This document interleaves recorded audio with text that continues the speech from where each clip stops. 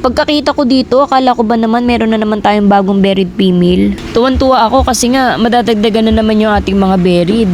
Pero nung tinitigan ko siyang mabuti, aba parang iba na yung ginagawa ng ibang crayfish sa kanya ah. Bigla tuloy napalitan ng lungkot yung saya ko. Tingin ko parang kinakain nila yung crayfish.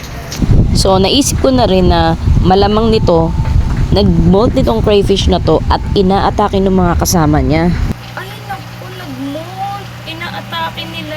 So ayun, tama nga. Nag-molt nga tong crayfish na to at inaatake ng mga kasama niya. Kaya ko lang din naman naisip na baka buried tong crayfish na to. Kasi nga kahapon, naglagay tayo ng isang female crayfish dito.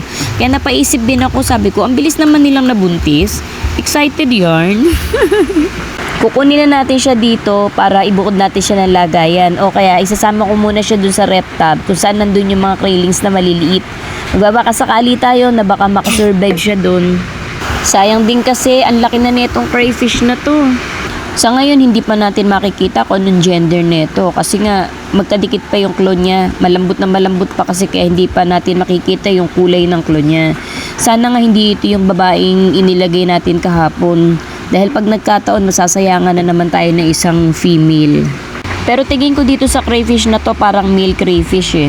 Parang barakong-barako yung kulay niya.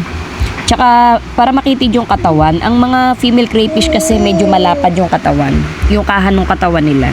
Chinecheck kong mabuti kung buhay pa ba tong crayfish na to. Pero tingin ko naman parang buhay pa siya. Nakikita ko kasi gumagalaw pa yung swimmerets niya. Yung parang palikpik dun sa tiyan niya. Medyo gumagalaw-galaw pa eh, kaya ayun no, pati yung buntot gumagalaw pa din no. Buhay pa tong crayfish na to, sana makasurvive. Hanapin natin yung pinagmultan niya dito sa ibaba. Tingnan natin kung makikilala natin kung babae o lalaki tong crayfish na to. Halos durug-durug na yung mga pinagbalatan, hindi na natin makukuha ng buo to. Pinagkakaguluhan na rin ng ibang mga crayfish eh. Syempre kakainin din nila yan. Dapat sa totoo lang kung sino yung nagmolt, siya yung kakain ng pinagbalatan niya o nung exoskeleton niya. O ayan, nakita nyo. Hindi na rin natin makikilala kung babae o lalaki tong crayfish na to eh. Wala na rin kasi yung sipit. Okay, dito muna natin siya ilalagay sa ref tub kung saan nandito yung mga maliliit na craylings. Baka dito makasurvive siya kasi itong mga craylings na to hindi naman siya aatakihin nito. Gawa ng takot na takot nga itong mga craylings na to kapag may lumalapit sa kanila.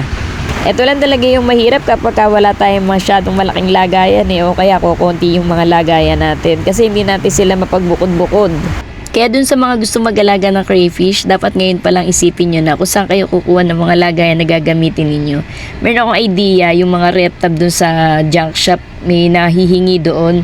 Pwede kayong humingi doon, pwede nyo gamitin pansamantala yung mga rep tub sa junk shop.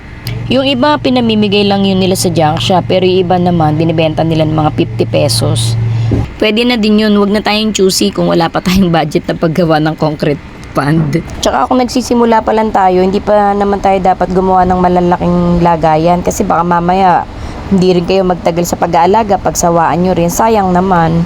At tungkol naman dun sa mga aerator, may diskarte rin dyan. Halimbawa, bumili ka ng isang aerator, yung 2 butas yung bibilin mo, tapos bumili ka na rin ng mga extra hose, bumili ka ng Y connectors, bumili ka na rin ng mga air stone. Ayun, pwede mong ma-divide yung mga hose na yun.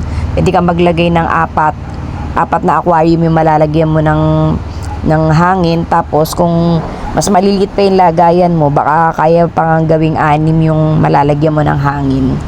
At ito pa yung isang importante, dapat marami tayong ma-produce na hides para may mapagtaguan sila kapag sila ay nagmo-molt o kapag sila ay magmo-molt pa lang. Bago kasi mag-molt yung mga crayfish, umiiwas na sila sa mga kasama nila. Malalaman mo din yung mga diskarte dyan unti-unti kapag talaga nagsisimula na kayong mag-alaga. At isa lang ang sisiguruduhin ko sa inyo, talagang mag-e-enjoy kayo at malilibang kayo sa pag-aalaga ng mga crayfish. Okay guys, hanggang dito na lang uli yung video natin at ikinalulungkot kong ibalita sa inyo na hindi po nakasurvive itong crayfish na to.